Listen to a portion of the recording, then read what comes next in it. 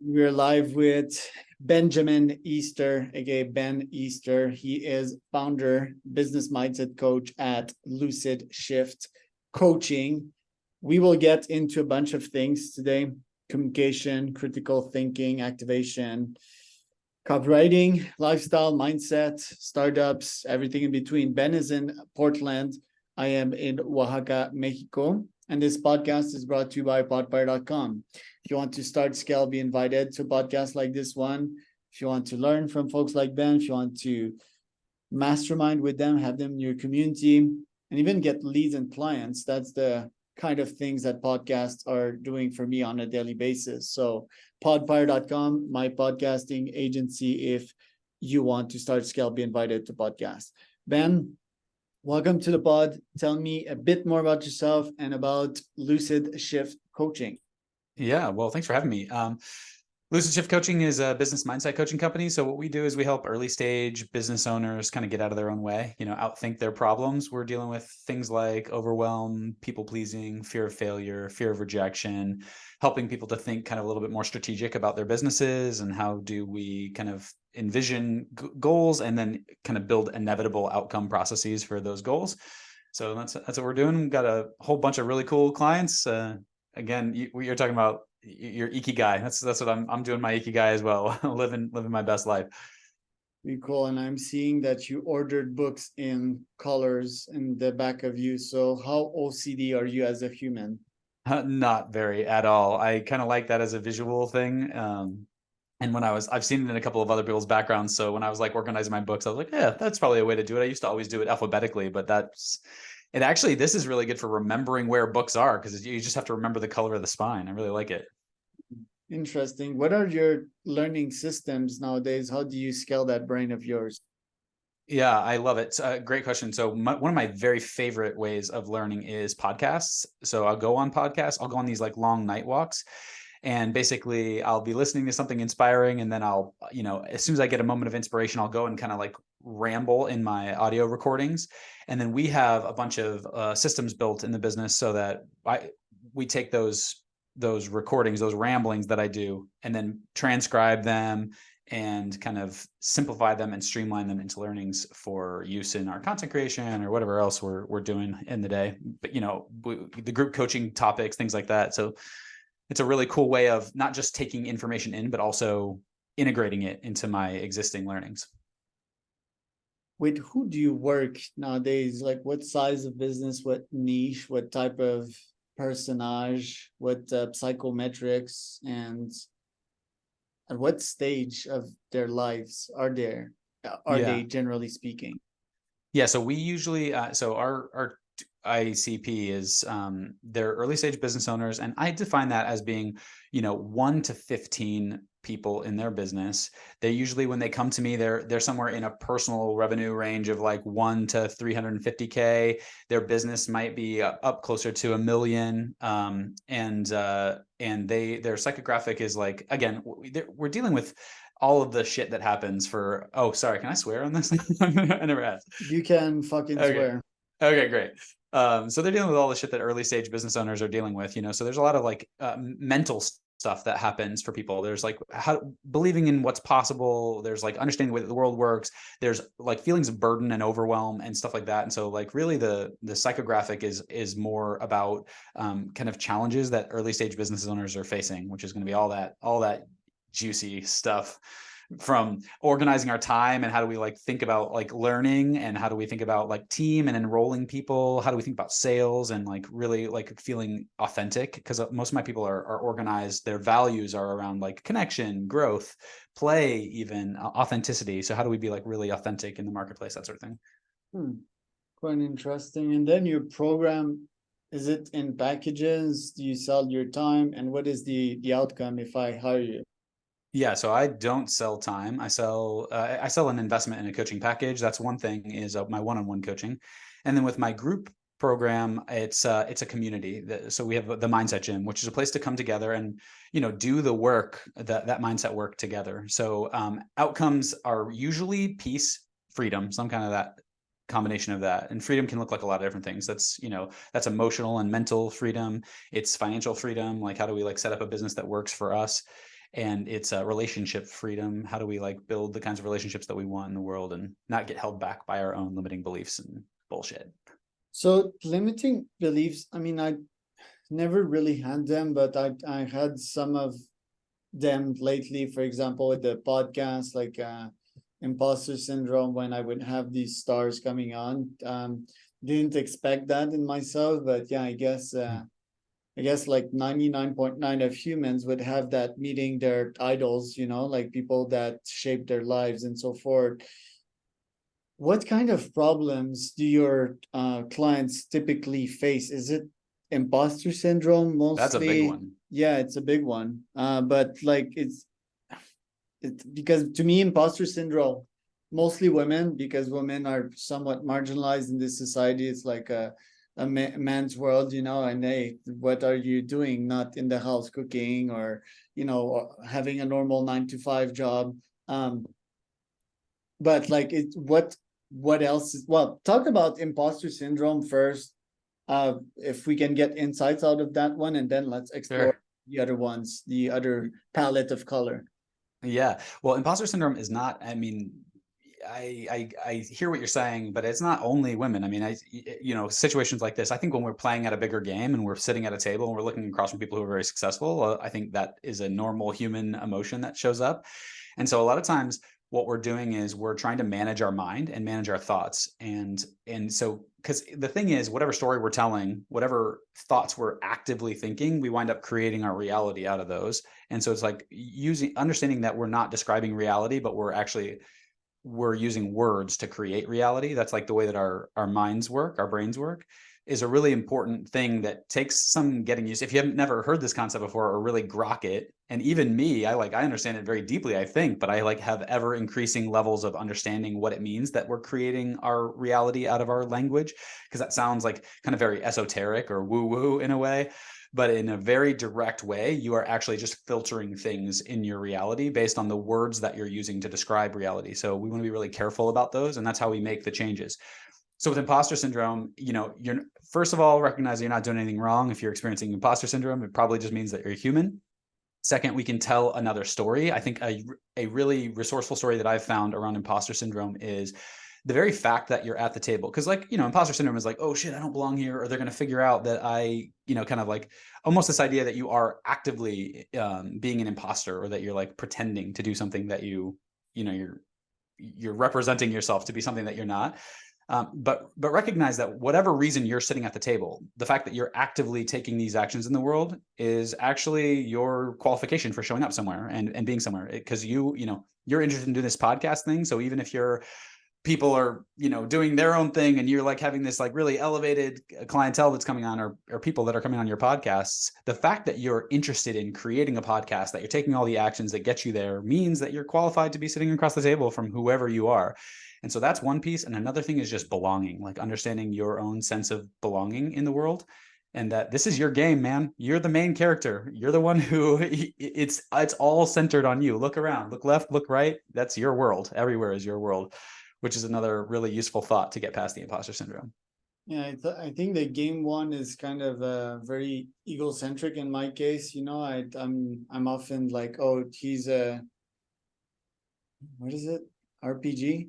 RPG, RPMG? yeah, role-playing game. Yeah, there you go. Well, that, like not the main character, but like there's these humans in World of Warcraft, just these bots hanging around and giving you quests. NPCs, thank you.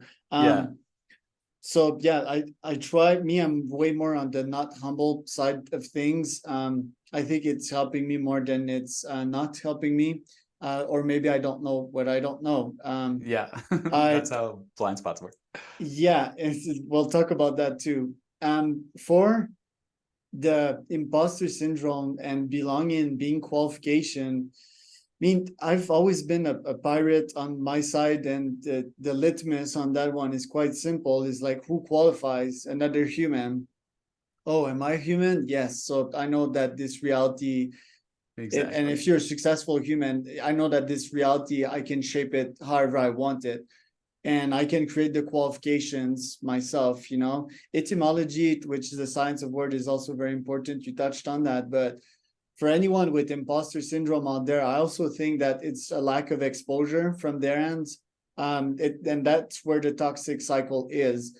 The more you have Say more. imposter syndrome, the more you have imposter syndrome, the less exposure you will get, the less quantity and statistics and scientific knowledge you will get, and the more imposter you will feel. I think at my level, for example, I speak to 15 CEOs a day, and I realized that we're pretty much all mortals. I was actually disappointed meeting my stars, because I realized that they weren't the level that I thought they were. Just like when I'll meet and talk with Elon, I'll see a bunch of imperfections. I can't wait for this day. I will analyze the guy as much as I can. And actually, it's not my job to do that. It's like it's more like my story, and I think I can do something greater, which is really arrogant to say. But yeah, talking about the lack of humbleness here. So basically, I just know that talking to so many people, there's no such thing as stratas, as me being better than I am. Like we also have that with like artists that we listen to. Oh my God, if we meet them, like my wife, she loves Enrique Iglesias, but she'll be really disappointed once she'll meet the man and discover that he's a mortal that shits one time a day, like most humans, and maybe cries in a ball every once in a month. Anyway, any comments on that? Yeah, I mean, I think it's really useful. It's funny. One of my ways of kind of normalizing or humanizing people is to just remember that we all shit our pants when we die. And I think, and taking anything too seriously for that reason is kind of absurd. You know what I mean? Like, everybody's just a human. And I think that's a really useful way of framing it and keeping track of that. So I had a shit podcast the day before yesterday with Darren. He is CEO of an organization that is working on sanitation, which is a worldwide crisis right now. And we talked about shit for 30 minutes. So I'm sort of immune to this, although my dad pretty much laughs about everything that is related to shit. Shifting topic. Wait, one more thing I want to say on that is just this idea of humans being humans. And I do think that there's skills, there's capabilities that are like, they are useful for us to kind of hold in high esteem, because when we recognize capability in somebody else, we can model.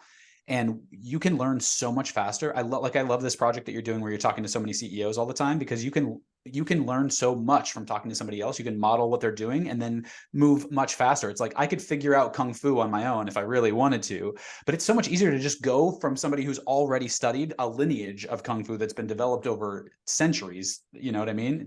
And just take what you can from them, and then you can go even further. So standing on the shoulders of giants, Yeah, my brain's trying to make comparisons between like folks that usually get MBAs, but it's not really even the framework. But I thought I'd have my triple PhD in entrepreneurship when I started my first business 10 years ago, Nootropic, a successful Nootropic up in Canada. And nowadays I'm like, sure, but like I'm talking to 15 CEOs nowadays. I guess it's like really next level stuff. I'm not sure how long I'll go on that path, but I am getting indeed like great insights. And it's also like CEOs of nonprofits, and I'm learning all kinds of things, and I don't have any plans to start it all to stop it, although you will hear me say that, oh, I will have these Charles AI running the podcast in itself. Let's segue into the podcast. It's a good segue. Totally. Tell me about your thesis behind the pod, your goals, and if you've reached them recently. Yeah, so we started the podcast because my one-on-one coaching got full, and I think there's two different ways of thinking about business. One is like the unlimited growth model of business, and one is like the sustainable growth model of business. So like you think about a garden, and you can have enough food to live and sustain your family from a relatively small garden, and then that is one model of business. And another model is we take the seeds from that, we make a second garden, we gather the vegetables, we sell those, we make a third garden, and we keep doing that and expanding. And both are valid models of business. But for us, I'm more of like the lifestyle business side of things. I want a business that supports me to do all the things that I want to do, to feel free to interact with all the people, go to all the places, do all the things that I want to do. And then once I'm there, like anymore, who cares? I don't really care. That's just like not what drives me in the world, right? And so the podcast for me was, I filled up my practice, and I didn't really want to build anything else because I felt really good and happy with my life. But I did want to support people because I had people coming to me that I couldn't support in a one-on-one capacity. So I just like built the Shift to Freedom podcast for that reason, to like share the wisdom and learnings from all of these other businesses and like all of my, my kind of my trainings and things like that with the world. So that's what the Shift to Freedom podcast, that's how it came to be in the first place. And we're absolutely doing that. We're in one of the top 5% of podcasts worldwide. I just discovered the other day, which is really cool. Right. I didn't even know, but we didn't set out for any vanity metrics or anything like that. Like how do you pick your guests? Yeah, so we started with just a few co-hosts. And so I'm like a primary co-host. I'm on every episode, but my wife is another coach. I have a best friend and mentor who is one of the other coaches on there. We started with a PR person who was also on. And I bring on people every once in a while. Nowadays, we are starting to expand into that because I'm really energized by those kinds of conversations as well. But yeah, we start with just topics. It's just it's all the ways that we can think our ways into freedom. Again, it's strategy and it's mindset stuff that we're focused on that podcast. You also write a lot. Does it help you think? Does it help you unload? And what kind of interesting philosophies or insights do you entertain? Because I see a bunch on the website.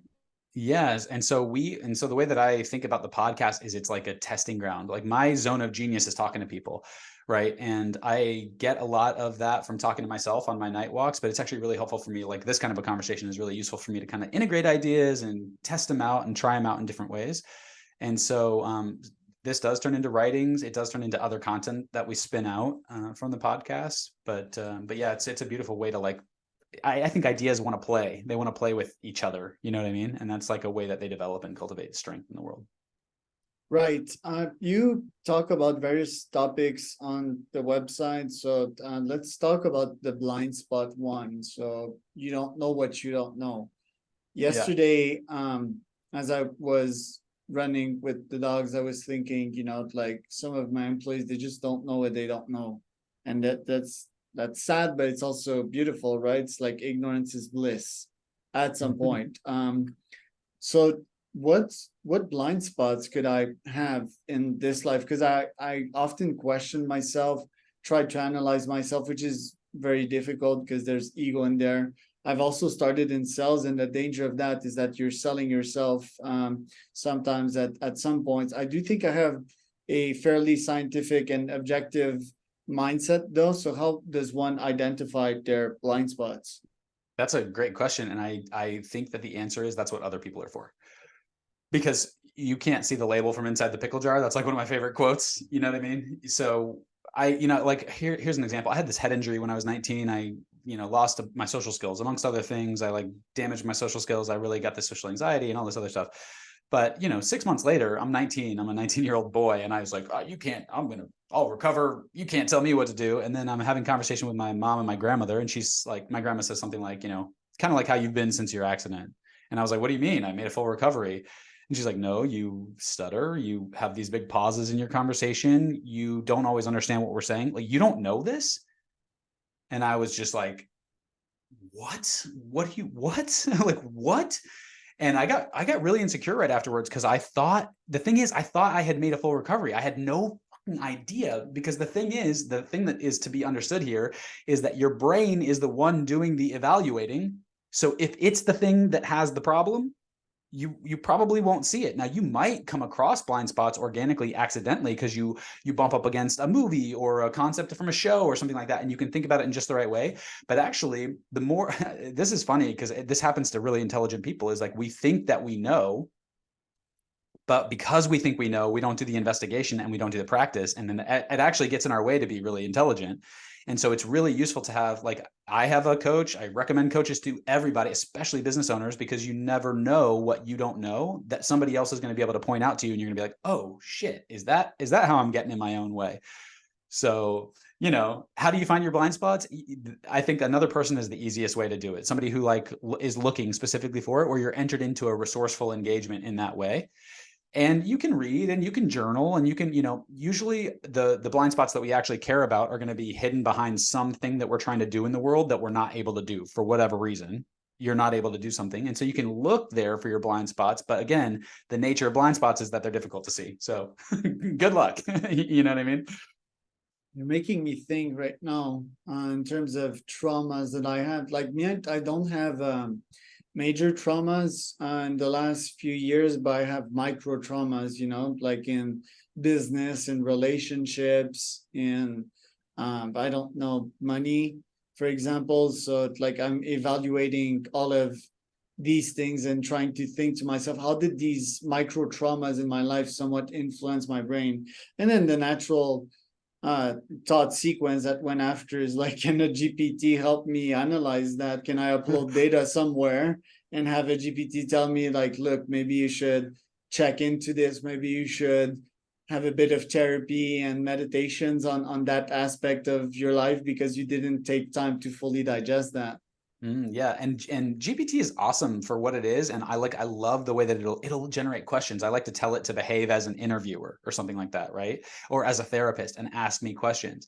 But what it can't do is have that insight into your humanity. It can't be like that other person that has that insight into your humanity, which I do. I'm one of the people who believes that AI is going to get there. Eventually, we're going to have a situation where there's not a single thing that humans can do that AIs can't do. Right. I know I'm in a minority in that bucket, but I would But like, you're I had right. this question. I want to tell people that like think that they're right. We're like a minority, but it's the only outcome. I don't think there's other scenarios out there. And again, lack of humbleness and very cocky and confident, but I mean, it's inevitable. Anyway, I just wanted to comment Yeah. on that to make you feel better about this because I also feel the same way. Every time I speak up, I feel that I'm a minority in that field and I feel I'm very contrarian and very Yeah. piratey, but I think it's the only outcome. And a bunch of smart people also agree with that. Yeah, and people have a lot of fear, and that makes sense. Like that's one of the ways that blind spots work is because we're afraid of something, and so something else looks really a lot more attractive, and we're just like, we'll take any reason not to believe in that thing.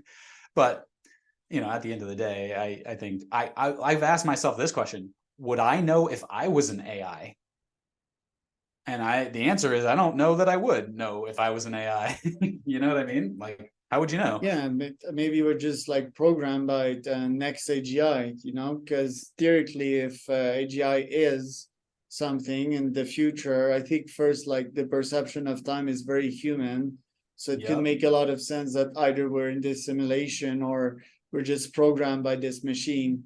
Why not, Yep. Like we're Yeah. very similar to computers, which we think we invented, but I mean, Who if knows? there's laws of physics, they should be governed by the same quote unquote laws in this bubble that we are. Anyways, Yeah. more on that Far later. afield, but yeah, but Yeah, it's because I really want to cover interesting. like three more things before we All go. right, you got it. Yeah, the first one is like, how do you install new beliefs knowing that change is like one of the hardest thing ever in life? Yeah, love it. That's such a great question, and it's something that I spend a lot of my time thinking about because I want to ever evolve my thinking on this. But one is we want to, I think, questioning reality of your beliefs is really important. So like divorcing your thoughts from the reality that quote unquote that they're supposed to be describing is really important. So is it true? And really understanding that there's not much that we can know for sure is true. Mathematical truths, maybe 2 + 2 = 4. Like if you understand those words, you understand it can't not be true. Circles are round, that sort of thing. But outside of those kinds of truths, there's not, or that I am, that I exist. You know what I mean? But outside of those, there's not a lot that we can know for absolute certain. Okay. So we're going to have to base our beliefs on something other than whether or not they're true. Okay. Because we just don't have access to the truth of a lot of different kinds of things. So that being said, I think there's another way to look at what we base our beliefs on, and that is like the usefulness of them. Okay. So we can believe something and you believe it by just by finding a place in yourself that you could imagine that it's true. Because again, you don't know for sure anything at all outside of those mathematical truths. So finding that place of possibility that it's true, and then repeating the thought over and over again, practicing the thought, practicing making connections in the world such that it's true. And this happens, we're doing this all the time anyway. This is like confirmation bias. This is why like it's so hard to convince your uncle that, you know, some political philosophy that you believe is true, and you can see it so obviously and he can't, you know what I mean? It's because we have these confirmation bias things. And so what you want to do is you want to repeat the thing to yourself over and over again and look for evidence that it's true, because you can find infinite evidence. So we're doing this for things that are useful for us, not for truth, whatever the hell that is. Yeah, it's mostly also because uncles has a solid brain, you know, it's hard like a rock, aka like it's thinking like a rock. I think at this point, when you don't have an open mind and you stop growing for self-defense mechanism, right? Because it's painful to change and it's painful to open your mind. It's really uncertain, you know, like who am I? If I don't, if I'm not my thoughts, if I'm not this solid philosophy, I think it's really a shame that uncle closed his mind. Just one small comment on that. Yeah, totally. Because we make that identity meaning out of our beliefs, right? And so if I question this, or if this thing isn't true, then I've wasted my life believing something that wasn't true. So I'll just double down and dig my heels in. Yeah. What about energy, which is one of the most important topics? I think the most energetic folks in this life are the freest. They are also the richest. So how do you create energy? Yeah, I think values alignment. That's my answer to this. I think there's some table stakes things. That's the physics of the body. So this is I call them the three physicals, and I think there's a fourth one, but the three physicals are our food that we eat, the nutrition that we have, the sleep that we're getting, and the movement that the resources in our body can get around with. So like movement's important so that the resources that we have can get around, and those are like table stakes for energy. I also do think that there is a cyclical nature to energy. Like it's really obvious with women because they have like hormonal cycles that make it very obvious, like physically obvious. But I think we all have kind of our energetic cycles, and that is just something to notice, that we'll have highs and we'll have lows, just like there's summer and winter in nature, and we're made up of the same stuff. So that's like the table stakes stuff. But then outside of that, if we're taking care of those things, now we have values alignment. And the example that I give to people is, I don't know if you've ever had the experience where you go to a party, you're like, maybe you're tired and you like didn't want to go to the party, or you're kind of sleepy in the first place. And then you show up and then you start having a conversation with someone. And then all of a sudden it's 2 a.m. and you're just like fascinated talking to this person and you've got so much energy. That's values alignment. That's what it means to like be on purpose, quote unquote, is to like be in alignment with your values. So tuning into that and really figuring out what those things are for you is a key to like unlocking your energy. Fully agree. Last, what's your definition of freedom? Oh, I love it. Freedom is, my definition of freedom is authenticity. So it's the ability to be exactly who you are in every situation, any situation, all the time, with no limits at all. Nothing gets in the way of you being who you are. Love it. Yeah, that's my definition too. Well, I mean, it's part of it, certainly. Where can people find out more about you, Ben? So you can go to lucidshiftcoaching.com. I'd really recommend the Shift to Freedom podcast. That's where you can get a lot more of this kind of insights, and where you can hear me and my co-hosts talking about crazy shit all the time.